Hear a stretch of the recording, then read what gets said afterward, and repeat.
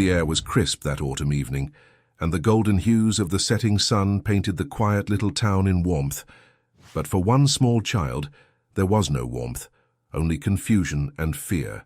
3-year-old Caleb clutched his tiny stuffed bear, his brown eyes scanning the park as the last few families packed up their picnics and headed home. His little fingers trembled as he looked around, searching for the woman who had brought him here, but she was gone. An hour earlier, his stepmother, Veronica, had walked him to the park, her high heels clicking impatiently against the pavement. She never spoke to him kindly, never smiled. Today was no different, except that she had a plan, a cruel, heartless plan. "Sit here," she had ordered, pointing to a wooden bench near the playground.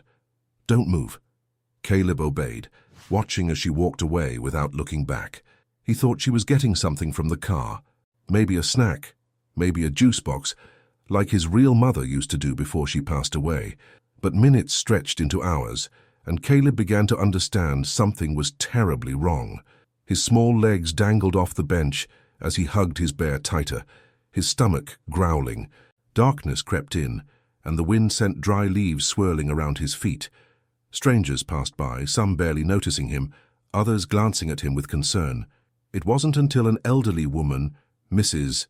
Thompson, a long-time resident of the town, stopped in her tracks that someone finally spoke to him. "Sweetheart, where's your mommy?" she asked softly, crouching down to his level. Caleb's lips quivered. She left." The words sent a chill down Mrs. Thompson's spine. She immediately called the authorities, and within an hour, Caleb was sitting in the back of a police car, staring out the window, not knowing that his life had just changed forever. As the car pulled away, Veronica was already back home, sipping wine, relieved to finally be free of the burden she never wanted. She didn't think twice about the little boy she had just abandoned. She would forget him. But fate had a different plan. The night Caleb was taken away, the police station buzzed with quiet murmurs as officers went about their duties. The little boy sat in a chair that was too big for him, his tiny hands gripping the arms as if trying to hold on to something stable. The soft glow of the desk lamp highlighted the tear streaks on his chubby cheeks. Officer Mitchell, a man in his early 40s with graying hair and kind eyes, kneeled in front of him. "Hey, buddy," he said gently. "Do you know your last name?" Caleb hesitated. He knew it, but saying it felt like admitting that his mother was really gone, that his father, who had remarried too soon, had left him in the care of a woman who never wanted him. "Caleb Johnson," he whispered.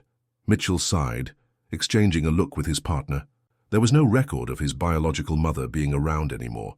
His father, a truck driver, had been away for months, working long hauls, barely keeping in touch. And now his stepmother had done the unthinkable. Social services were called, and within hours, Caleb was placed into temporary care. The town's orphanage wasn't large, just a modest red brick building on the outskirts, run by a handful of overworked but well-meaning staff. The first night was the hardest. Caleb curled into a tiny ball on the metal-framed bed, his stuffed bear clutched tightly to his chest. The mattress was stiff, and the smell of old books and laundry soap filled the air. He tried to be brave, just like his dad had always told him, but when the lights dimmed, and the sounds of other children whispering and crying echoed in the dark, he let the tears come. "Mommy," he sobbed into his pillow, even though he knew she wasn't coming back. Days turned into weeks, and weeks into months. Life in the orphanage was routine. Wake up, breakfast, school, chores, dinner, bedtime. But it wasn't home. Some of the kids were rough, hardened by years of disappointment. Others, like Caleb, clung to whatever small hope they had left. He made one friend, a girl named Lily, who was a year older and had been there longer. She was the one who showed him the best hiding spots during nap time and how to sneak extra cookies from the kitchen. "You'll get used to it," she told him one day as they sat by the window, watching the autumn leaves swirl outside. But Caleb didn't want to get used to it. Every night, he dreamed that his father would return, that he would come rushing through the doors and take him home. But the days passed, and no one came. One evening, as he sat alone in the library, flipping through a picture book about animals, he overheard 2 staff members talking. "The stepmother never came back, didn't even ask about him," one of them whispered. "Not surprised," at the other side. "Poor kid. He's better off here than with someone like her." Their voices faded, But their words stayed with him. She never came back. Caleb was too young to understand why someone who was supposed to take care of him would abandon him. But as he sat there, staring at the colorful illustrations, a tiny ember of determination lit inside him. He wasn't going to let her define him. He wasn't going to be just another forgotten child. And so he started to change. He paid attention in class, asked questions, and read every book he could find. If the world had taken everything from him, he would take something back: knowledge. Years passed. And while many children came and went, Caleb remained. His father never returned, and his stepmother never called. But he had a new dream now. He was going to become a doctor, not for them, not for the ones who had left him, but for the ones who needed someone to care, the ones who, like him, had once been alone. Years passed, and Caleb grew up within the walls of the orphanage, quickly learning that the world was not kind to children without families. Adoptions happened, but not for him. Prospective parents always seemed to want babies or children with less baggage.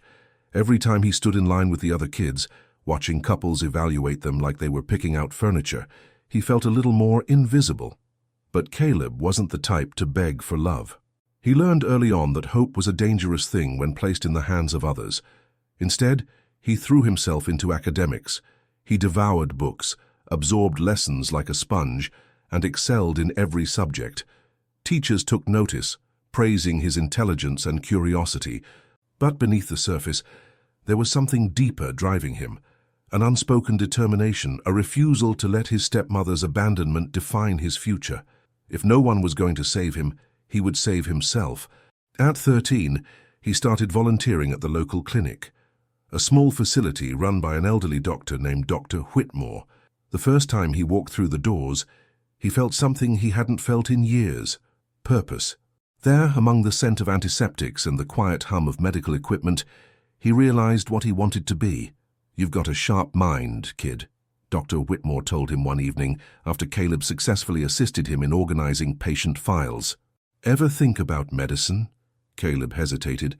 "Doctors help people," he said simply. The old man smiled. "And sometimes helping people helps you too." That night, Caleb lay awake, staring at the ceiling, letting the words sink in. He had spent so long feeling powerless, abandoned, unwanted, discarded like an afterthought. But here was a way to change that, a way to take all the pain, all the loneliness, and turn it into something greater. From that moment on, he had a goal. He studied harder, spent extra hours at the clinic, and worked tirelessly to secure scholarships. The orphanage staff, seeing his dedication, rallied behind him. By the time he was 18, he had earned a full scholarship to medical school. The day he packed his few belongings and walked out of the orphanage for the last time, he didn't look back. His past was behind him, and his future was waiting.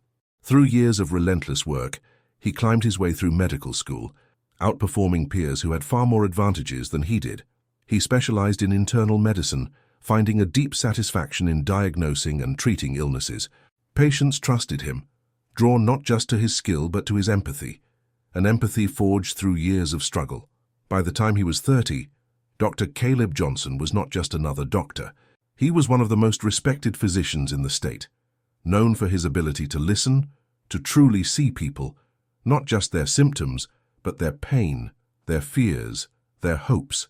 And then, fate intervened in the cruelest, yet most poetic way possible. One evening, after a long shift, a nurse rushed into his office. "Dr. Johnson, we have an emergency admission. Woman in her late 50s, severe respiratory distress. She's in critical condition." Caleb grabbed his coat and hurried to the ER, his mind already processing possible diagnoses. But when he stepped into the room and looked at the woman gasping for air on the hospital bed, everything around him seemed to freeze. It was her, Veronica, his stepmother, the woman who had left him alone in a park like an unwanted pet, the woman who had erased him from her life without a second thought. She didn't recognize him, of course. To her, he had been just a burden, a mistake she had long since forgotten. But he recognized her. The sharp features, the cold expression. Only now there was no cruelty, just fear. She was weak, vulnerable, clinging to life.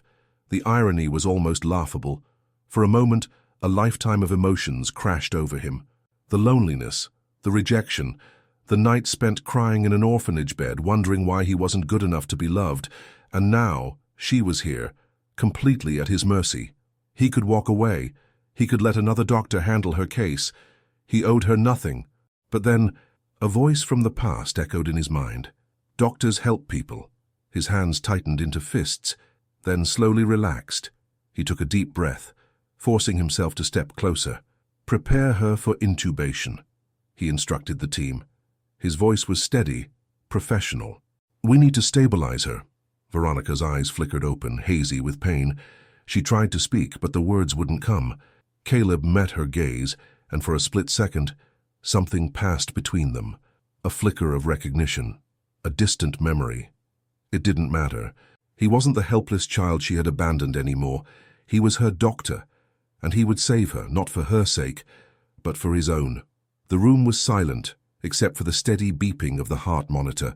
Veronica lay motionless, a ventilator helping her breathe, her frail body looking nothing like the cruel woman Caleb remembered from his childhood. It had been years since he had thought of her beyond the occasional painful memory, and yet, here she was, unconscious in his care, entirely dependent on the boy she had once abandoned. He stood at the foot of the bed, arms crossed, expression unreadable. The past and present clashed violently in his mind. Memories of that cold autumn evening in the park, of endless nights in the orphanage, of growing up without a family. And now, the woman who had condemned him to that fate lay before him, powerless. A nurse entered the room, breaking the silence. "Dr. Johnson, I've reviewed the patient's chart," she said. "She was found collapsed in her apartment by a neighbor. Severe pneumonia, complicated by years of untreated asthma. There's also evidence of malnutrition." Caleb frowned. Malnutrition? Veronica had always been vain, obsessed with appearance, always dressed in expensive clothes and fine jewelry. The thought of her suffering in such a way was unexpected. "She'll need around-the-clock care," the nurse continued, "and when she wakes up, she's going to have a long recovery ahead of her." Caleb nodded, his doctor's instincts kicking in. "We'll monitor her closely, start her on broad-spectrum antibiotics, and keep me updated on her vitals every few hours." The nurse hesitated. "Do you know her personally?" Caleb's jaw tensed. "She's just a patient." But as the nurse left, he knew that was a lie. Hours turned into days. Veronica remained unconscious, but her condition slowly stabilized. Caleb found himself checking on her more than necessary, though he told himself it was just part of the job. One evening, as he stood at the nurse's station reviewing patient charts, an older woman approached. She was in her 70s, with deep lines of wisdom etched into her face. "You're Dr. Johnson, right?" she asked. Caleb nodded. "Yes. Can I help you?" "I'm Mrs. Whitaker. I live in the same building as Veronica." She lowered her voice, glancing toward the room. "She doesn't have anyone now, you know. No family, no friends, just a tiny apartment and a pile of regrets." Caleb remained silent, his grip tightening on the pen in his hand. "She used to be different," Mrs. Whitaker continued. "Cold, distant, always keeping to herself. But in the past few years, she changed. I don't know what happened, but she started asking about churches, charities, places where she could volunteer, almost like she was trying to atone for something." A bitter chuckle escaped Caleb's lips. Atone. Was that even possible for someone like her? Mrs. Whitaker sighed. "She never talked about her past, but I could see it weighed on her. I think she was alone with her guilt for too long." Caleb stiffened. The image of the woman he had known, the selfish, cruel woman who had abandoned him without a second thought, did not align with what this neighbor was describing. Could she have changed? Did she regret what she had done? And if she did it even matter? The moment of reckoning came 3 days later. Caleb was reviewing test results when a soft voice whispered from the hospital bed, "Water." He turned sharply. Veronica's eyes fluttered open, weak but alert. For a brief moment, confusion clouded her gaze as she took in the unfamiliar surroundings. Then, as her eyes landed on Caleb, something flickered in them. Recognition, disbelief, fear. She swallowed hard, struggling to speak. "You—" Caleb remained stone-faced, setting down his tablet. "You need to rest," he said simply. reaching for the water cup and handing it to her. She took it with trembling hands, sipping cautiously. Veronica's breath was shallow, her body frail, but her mind was sharp enough to realize the impossible. "It's you, Caleb." He didn't answer. Tears welled in her eyes, and for the first time in his life, he saw something he had never seen on her face, genuine emotion. "I thought—" Her voice broke. "I thought I'd never see you again," Caleb scoffed. "You made sure of that." Her face crumpled, and she looked away, as if the weight of her past had finally come crashing down on her. Silence stretched between them, thick with years of unresolved pain. Then, barely above a whisper, she spoke. "I was a terrible person." Caleb's chest tightened. He had dreamed of this moment for years, imagined what he would say if he ever saw her again. Would he lash out? Demand answers? Make her suffer as he had suffered? But now that it was here, all he felt was exhaustion. "You abandoned me," he said finally, his voice low, steady. "I was 3 years old. You left me in a park like I was garbage." Tears slipped down Veronica's sunken cheeks. "I know," she inhaled shakily, "and I've lived with that guilt every single day since." Caleb's fists clenched. He wanted to believe she was lying, that this was just another manipulation, but the rawness in her voice, the deep shame in her eyes, it was real. For the first time, he saw her not as the villain of his past, but as a broken, aging woman, haunted by the very actions that had defined his life. But was regret enough? As Veronica struggled to breathe, Caleb's medical training took over. He adjusted the oxygen levels, his hands steady despite the storm raging inside him. He had sworn an oath to heal, to save lives, even hers. But forgiveness, that was something else entirely. The silence between them was suffocating. Caleb stood by the bedside, arms crossed, his face unreadable as he watched the woman who had defined his deepest childhood trauma. Veronica looked smaller than he remembered, fragile, worn down by time and regret. But that didn't erase what she had done. She swallowed hard, her voice hoarse from both illness and emotion. "I never thought I'd see you again. I didn't deserve to." Caleb let out a dry laugh, devoid of humor. "That's the first honest thing you've said." Veronica flinched, but didn't look away. "I was young and selfish, Caleb. I married your father for the wrong reasons. I never wanted children, and when he left for work trips, I resented having to take care of you." She exhaled sharply, as if trying to push out the weight of her past. "It was wrong. What I did was unforgivable." Caleb's fingers tightened around the railing of the hospital bed. He had waited his whole life to hear her admit that. And yet, instead of satisfaction, he felt empty. "You had options," he said coldly. "I could have called social services, could have asked for help. But instead you left a 3-year-old alone in a park. Do you have any idea what that did to me?" Veronica's lips trembled, tears sliding down her pale cheeks. "I do," she whispered. "I know I ruined your life." Caleb shook his head and, "No, you don't get to take credit for my life. You ruined my childhood, but I built everything else myself. I got through school on my own. I made something of myself without you. You threw me away and I survived anyway." A choked sob escaped her, her breath rattling from the strain. "I know you have every reason to hate me. I hate myself." Caleb wanted to believe that, but hatred wasn't enough to undo the past. "Why now?" he asked, his voice quieter but no less sharp. "Why did you change? Was it guilt?" Veronica nodded slowly. "Yes, and loneliness." She took a deep breath, struggling to continue. "I thought I could live with what I did, but I couldn't. I kept thinking about that night, about what might have happened to you. I wanted to find you, but I was too much of a coward." She clenched the bedsheet, her frail hands shaking. "I spent years trying to be a better person, but it was too late." Caleb's jaw clenched. He wanted to tell her she was right, that nothing she did now could make up for what she had done. But as he looked at her, this once powerful, arrogant woman now reduced to a shadow of herself, he felt something unexpected. Pity, not forgiveness, not acceptance, but pity. A nurse entered the room, breaking the tension. "Dr. Johnson, we need you for a consultation." Caleb exhaled, forcing himself to step back. "I'll be back later." Veronica's eyes searched his, desperate. "Will you come back?" For a moment, he didn't answer. Then, finally, he nodded. "I'm your doctor." He turned and left without another word. Later that night, Caleb sat alone in his office, staring at an old medical textbook, but unable to read a single word. His mind kept replaying the confrontation, the raw emotion in Veronica's voice, the guilt that clung to her like a second skin. A part of him had expected her to deny it, to make excuses, to twist the truth. But she hadn't. She had admitted everything. And now, for the first time in years, he didn't know how to feel. His entire life, he had imagined this moment. He had thought that if he ever saw her again, he would let her suffer the way she had made him suffer, that he would walk away, just as she had. But he hadn't. Instead, he had saved her life, not because she deserved it, but because he wasn't her. In the following days, Caleb continued treating Veronica, keeping their interactions professional. She remained weak, but her health slowly improved.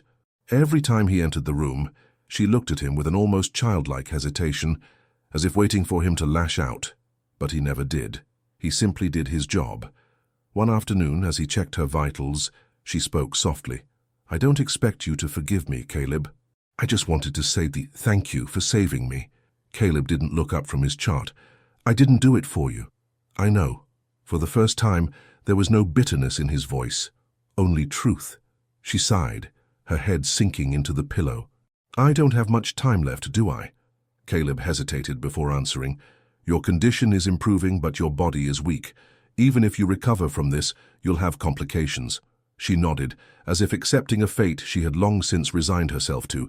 "I suppose it's what I deserve." Caleb closed the chart, looking at her for a long moment. That's not how life works. Veronica's lips trembled, as though she wanted to say something else, but instead, she simply whispered, "I wish I had been different." Caleb took a slow breath, stepping back. "So do I." And for the first time, he meant it. The days passed, and despite her initial signs of recovery, Veronica's condition took an unexpected turn.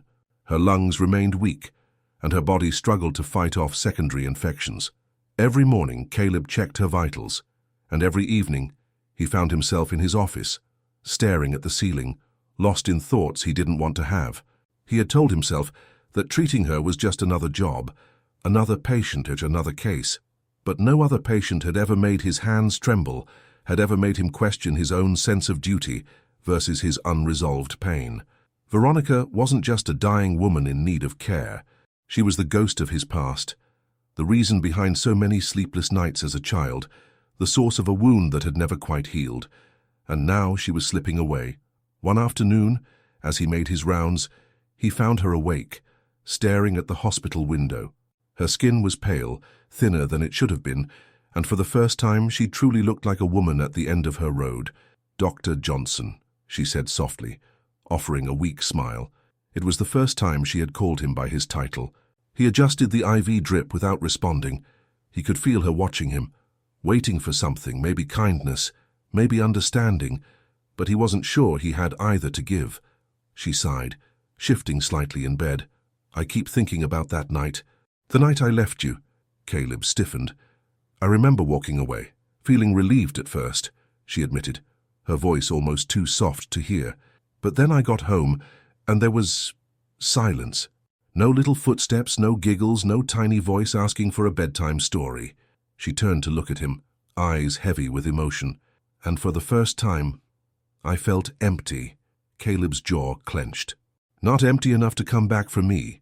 Her eyes shut for a brief second, as if absorbing the weight of his words. "No," she admitted. "I was a coward, and I let that cowardice define me for too long." He exhaled slowly, forcing himself to remain calm. He had spent years convincing himself that her choices had been cold, calculated, made without remorse. But now, hearing her speak with regret, it complicated everything. A knock at the door interrupted them. The nurse entered, her face hesitant. "Doctor Johnson, can I speak with you for a moment?" He nodded, stepping out into the hallway. She glanced at Veronica's room before speaking. Her latest test results came back. The infection is spreading, and her body isn't strong enough to fight it off. Caleb swallowed. He had suspected as much. "How long does she have?" The nurse hesitated. Days, maybe a week. His stomach tightened. No matter how much he told himself that this was just another patient, the reality was different. Veronica was dying, and he had to decide how he felt about it before it was too late.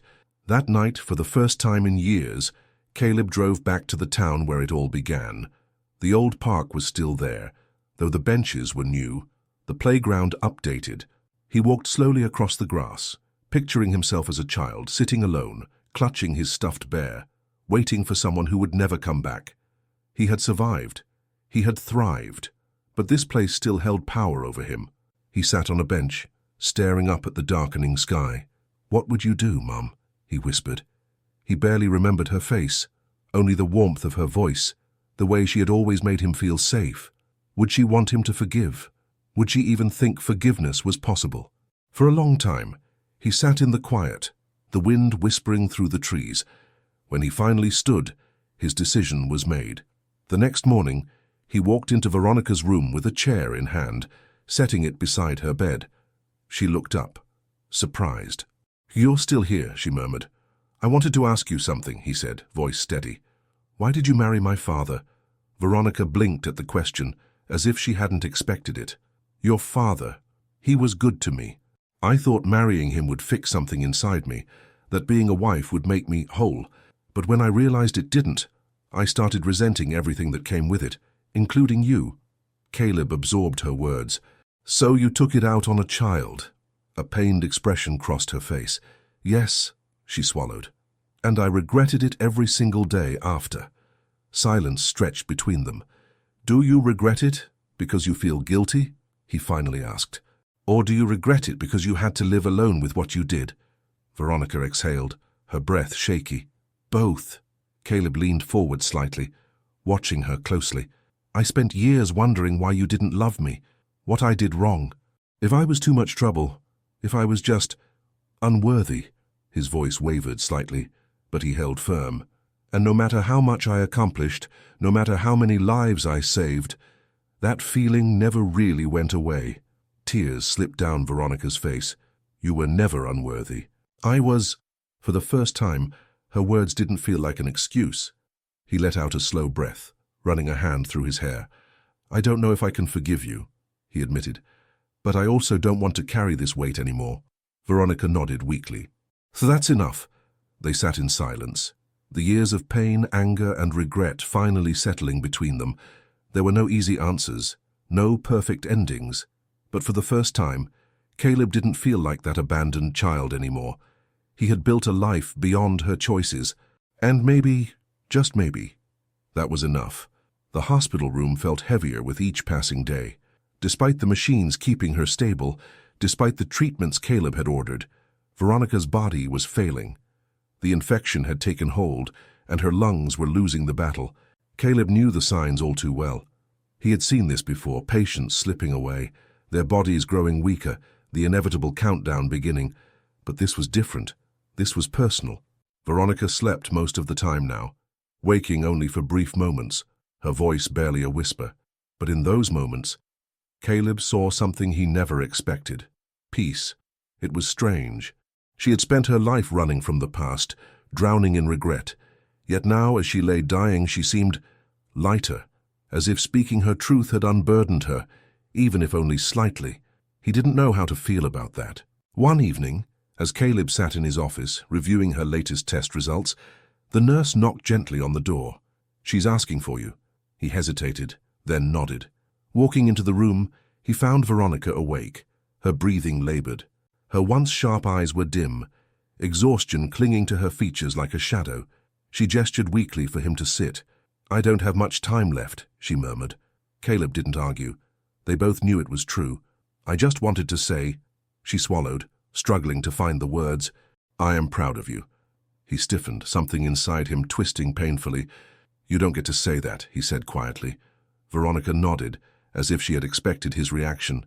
"I know, but I needed to." Her eyes flickered with something unreadable. "I thought I had destroyed you, but you became something extraordinary. Not because of me, but despite me." Caleb remained silent, his heart pounding in his chest. "I won't ask for forgiveness," she continued. "I don't deserve it. But if there's any part of you that still carries the weight of what I did, let it go, not for me, for you." His throat tightened. She had spent years regretting what she had done. He had spent years resenting her for it. And now, at the end of her life, she was asking him to do what she never could, release the past. "I don't know how," he admitted, his voice barely above a whisper. Veronica's lips curled into the faintest hint of a smile. "Then start by knowing you don't have to hold on to it forever." Silence stretched between them, filled with everything they would never be able to fix, everything they had already lost. Then, her breathing grew slower, her eyelids heavier. She was slipping away. Caleb could have walked away. He could have let another doctor take over, left her to die alone, the way she had once left him. But he didn't. Instead, he reached for her hand, frail, cold, trembling. For the first time, she didn't pull away, and neither did he. The next morning, Veronica was gone. She passed in her sleep peacefully without pain. The nurses said it was a quiet death, a gentle passing, but Caleb felt none of it. He stood by her bedside, staring at the empty space where she had been. He had spent years dreaming of this moment, of the day she would finally feel the consequences of her choices. But there was no satisfaction in her death, no sense of victory, only silence. He didn't cry. He didn't rage. He simply stood there, the weight of years pressing down on him. And then, with a deep breath, he turned and walked away, because life was waiting, and he was finally ready to live it. The funeral was small. There were no grieving relatives, no flood of mourners shedding tears for Veronica. Only a handful of neighbors from her apartment building, a few hospital staff who had cared for her in her final days, and Caleb, standing at a distance, watching as the casket was lowered into the earth. He had debated whether to come. It wasn't obligation that brought him here, nor was it forgiveness. He wasn't sure what it was, maybe closure, maybe just curiosity about the end of a chapter he never thought would have one. Mrs.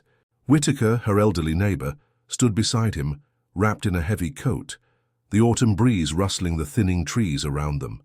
She glanced at him, offering a small, knowing smile. "She didn't have much, but she left something for you," she said. Caleb frowned. "For me?" Mrs. Whitaker nodded. "A letter." She pulled a small envelope from her purse and handed it to him. "She wrote it the night before she passed. Asked me to make sure you got it." He hesitated, staring at the paper in his hands. His name was written in shaky handwriting, as though she had struggled to hold the pen steady. For a moment, he considered throwing it away. What more could she possibly say that she hadn't already? But instead, he slipped it into his coat pocket. "Thank you," he said quietly. The burial ended quickly. No eulogies, no long speeches, just earth covering wood and then nothing. By the time Caleb walked away, he felt the weight of years pressing against him. But for the first time, it wasn't unbearable. That night, he sat in his apartment, the letter in front of him. He had spent years wanting answers, but now, as he held the one thing that might give them to him, he found himself hesitating. Finally, with a slow breath, he opened it. "Caleb, by the time you read this, I'll be gone. Maybe that's for the best. Maybe it's the only way you'll ever be free of the past I forced on you. I don't expect this letter to make up for anything. I don't expect you to forgive me. I only wanted you to know the truth. The night I left you, I convinced myself it was the right thing to do. I told myself you would be better off, that you deserved a mother who actually loved you. But that was a lie. The truth is, I left you because I was weak, because I was selfish, because I was too much of a coward to be the person you needed me to be. I spent years running from that decision, pretending it didn't haunt me, but it did. Every single day. I looked for you once, years ago. Found out you were in medical school. I wanted to reach out, but I couldn't.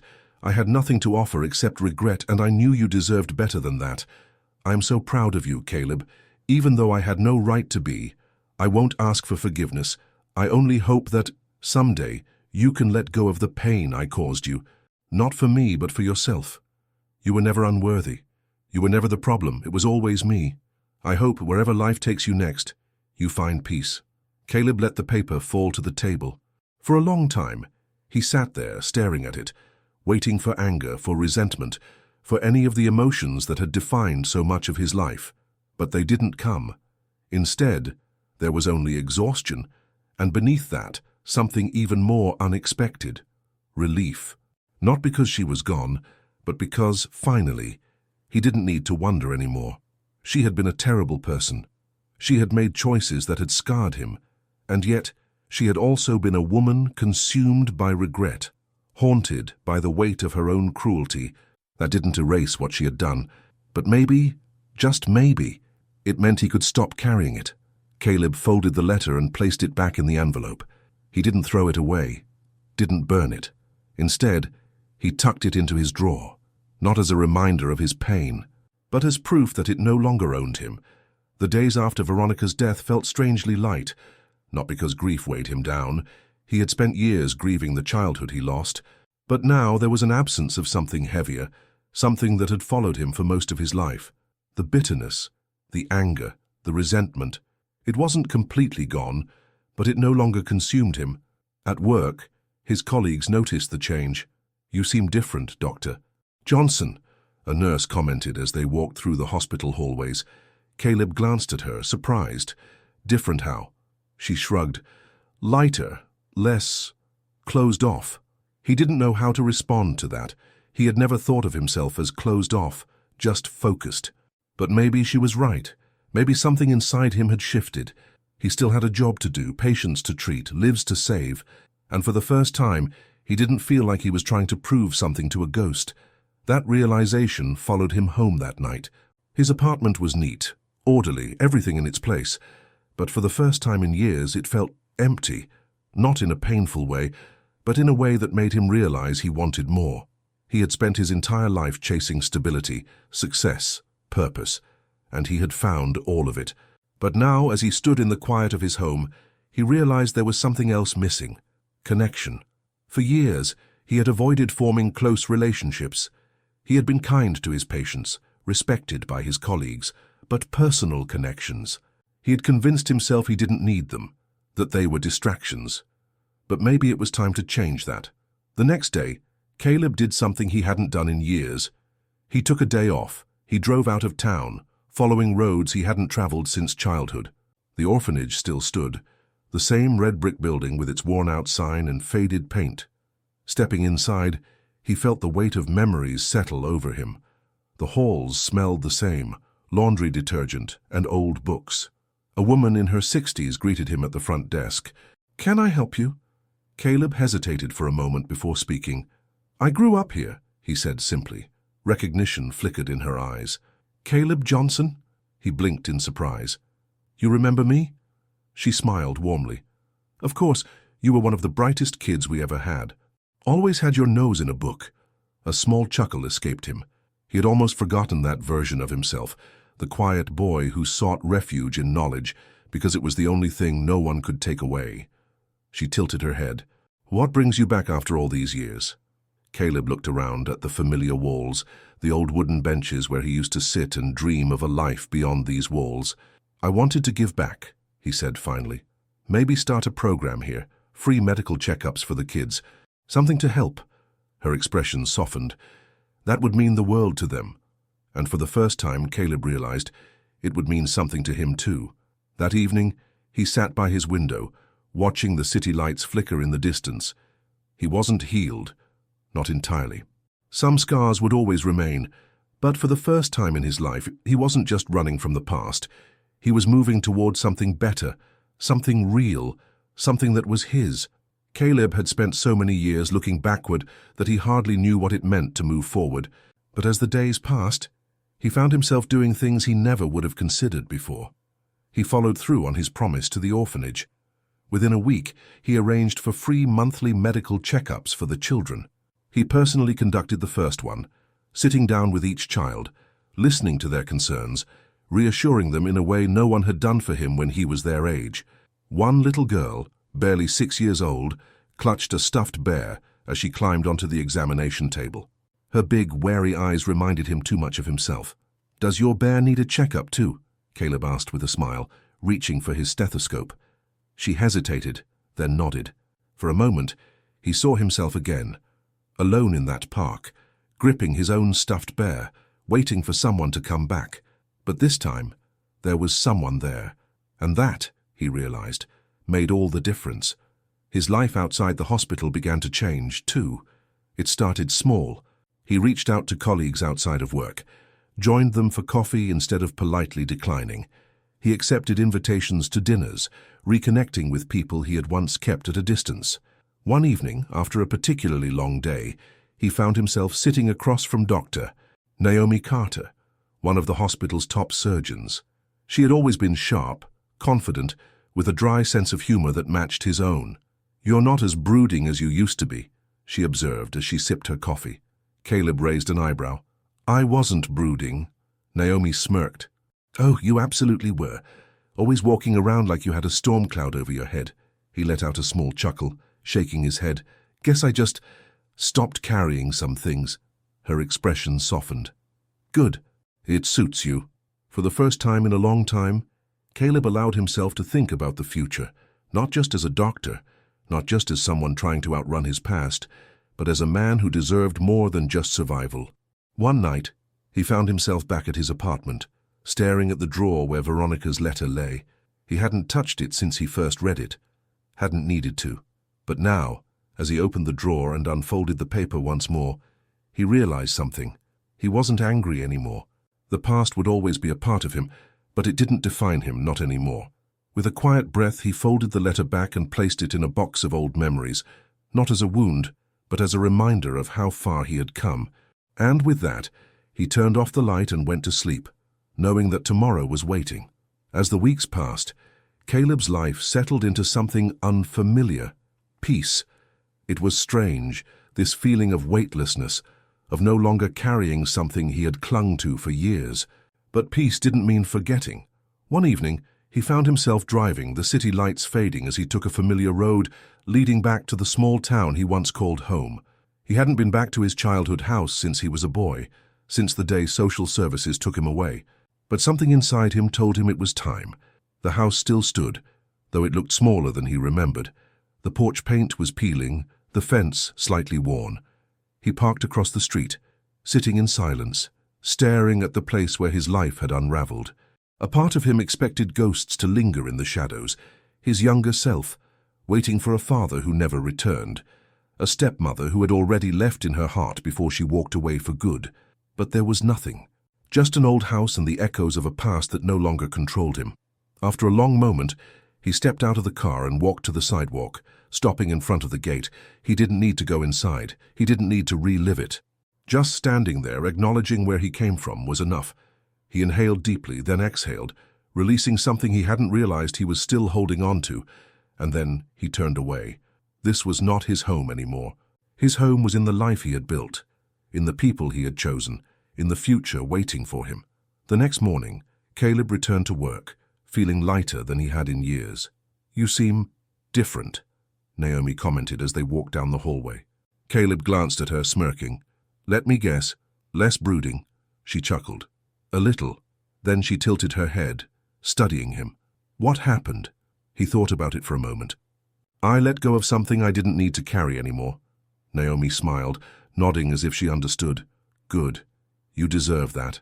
And for the first time in his life, Caleb believed it. Time moved forward, as it always did. Caleb's days were filled with patience, responsibilities, and the quiet satisfaction of a life that no longer felt like a constant battle. Yet, he knew healing wasn't linear. There were moments when the past still crept in, when old wounds threatened to reopen. But he was no longer the boy waiting for someone to save him. One afternoon he was reviewing charts when his phone buzzed. It was a call from the orphanage director.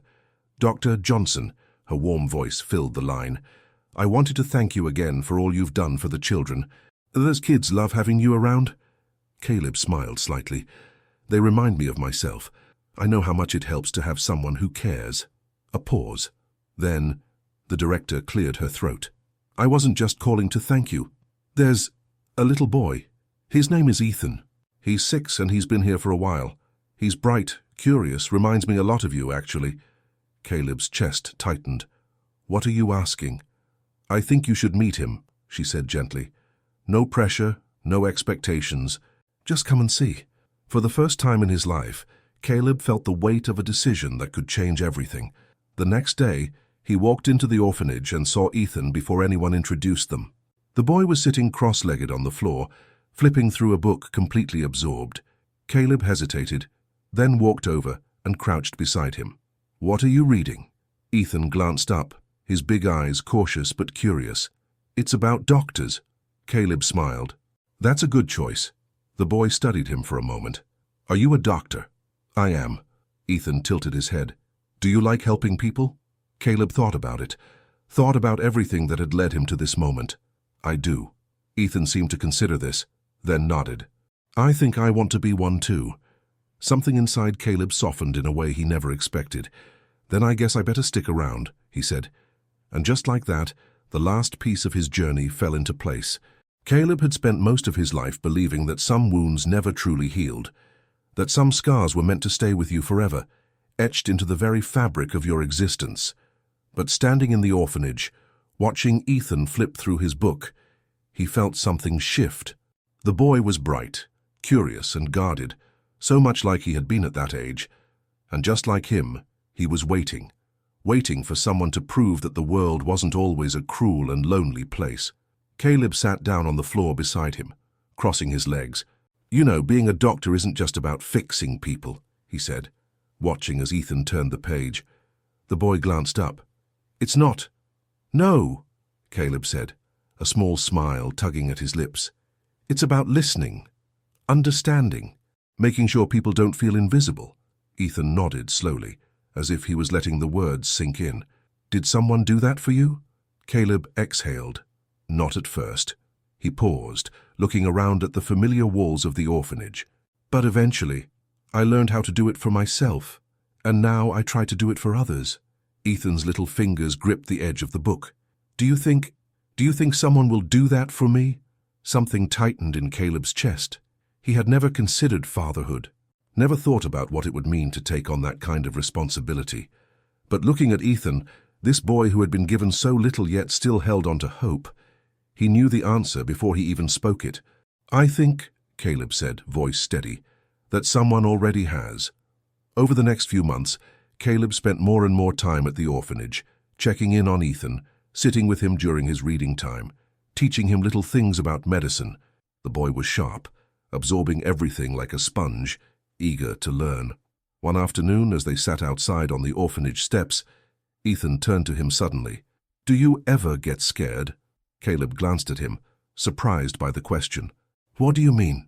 Ethan shrugged, picking at a loose thread on his sleeve. "Like, scared that you'll mess up, that you won't know what to do." Caleb leaned back, staring up at the sky. "All the time." Ethan's eyes widened. "Really? Really?" Caleb admitted. "But being scared doesn't mean you stop trying." The boy thought about that for a moment. "So you just keep going?" Caleb smiled. "Yeah, you keep going." Ethan nodded, as if filing the information away for later. Then he looked up at Caleb, his voice quiet. "Would you ever want to be a dad?" The question caught him off guard. He had spent years avoiding attachments, pushing people away because he didn't trust himself to be what they needed. But now, sitting beside this boy who had no one, Caleb realized something. He wasn't afraid anymore, not of his past, not of the things he couldn't change, not of the person he had become. And maybe, just maybe, he was finally ready for what came next. "I think I'd like that," Caleb said softly. Ethan's face lit up, and in that moment, Caleb knew. This was his second chance, his full-circle moment, and for the first time in his life he wasn't looking back. A year later, Caleb stood in front of the courthouse, gripping Ethan's small hand. The boy, now 7, shifted nervously beside him, clutching a book on the human body, his favorite. "Are you sure about this?" Ethan asked, glancing up at him with wide, uncertain eyes. Caleb knelt, resting a reassuring hand on the boy's shoulder. "Yeah, buddy. I've never been more sure about anything." Ethan bit his lip, then whispered, "What if I mess up?" Caleb smiled, shaking his head. "Then we figure it out together." Inside, the judge read the final papers aloud. With one signature, everything changed. Ethan was no longer just a boy in the system. He had a home, a father, a family. As they walked out of the courthouse, Ethan clung to Caleb's arm. "So, what do we do now?" Caleb exhaled, looking out at the city, at the world ahead of them. Now, he glanced down at his son. Now we start fresh together. Ethan beamed. Can we get ice cream first? Caleb chuckled. Ice cream sounds like a perfect first step. They walked away, hand in hand, stepping into a future neither of them had ever expected, but one they both deserved. Life is unpredictable. Sometimes, the people who hurt us the most leave wounds that take years to heal. But healing doesn't mean forgetting. It means finding the strength to move forward, to let go of the past, and to embrace the life waiting ahead. Caleb's journey wasn't about revenge or resentment. It was about proving that he was more than what was done to him, that he could break the cycle of abandonment and choose something better. And maybe that's the lesson for all of us. No matter where we come from, no matter who let us down, we always have the power to rewrite our own story. If this story moved you, make sure to like and subscribe for more powerful stories of resilience and redemption. Let us know in the comments, have you ever had to overcome a painful past? Your story might just inspire someone else to heal. Thank you for watching Thread of Destiny. Until next time, stay strong, stay hopeful, and keep moving forward.